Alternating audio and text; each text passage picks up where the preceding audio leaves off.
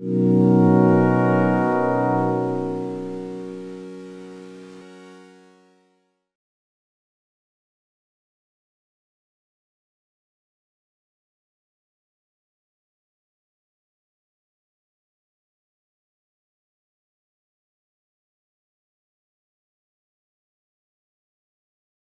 lot of people do not realize, and I didn't realize, that they think they're protected with a financial statement audit.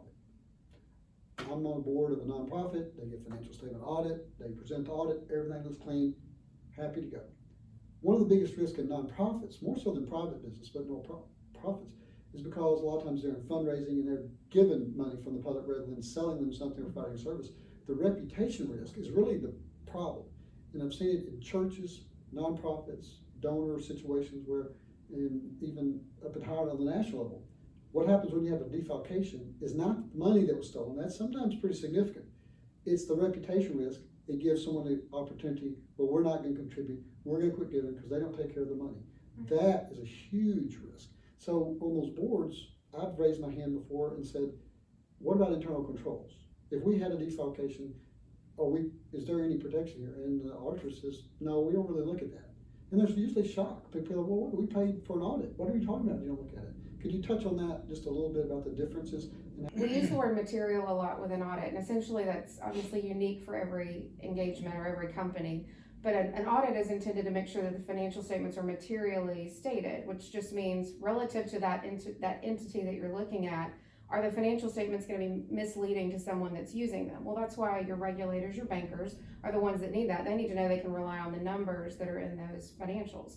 Well, the controls that are a part of financial reporting from an audit standpoint are evaluated to make sure that no material issues get through, right? Mm-hmm. So that's essentially the way the audit is designed. Is yes, we look at controls over financial reporting, but we're really looking at those high level controls that make sure nothing material is going to get through and misstate those financials that are being relied upon by the users. In contrast, something like what we're talking about with a controls checkup can go as granular as we need to, because most fraud is not going to start at your big dollar amounts unless you're just a seasoned fraudster and you figure out how to handle that.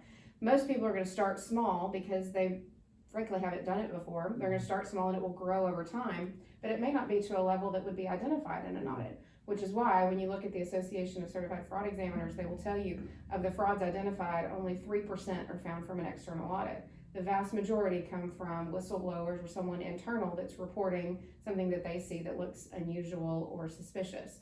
So to your point, an audit is not going to be your fail-safe for anything related to internal controls. Something like this checkup would allow us to go at a much more granular level, those that the actual people in operations are going to be performing on a day-to-day basis, and we can get much more detailed, making sure those segregation of duties are taking place at those lowest levels to protect the organization from even the small things getting through and accumulating over time.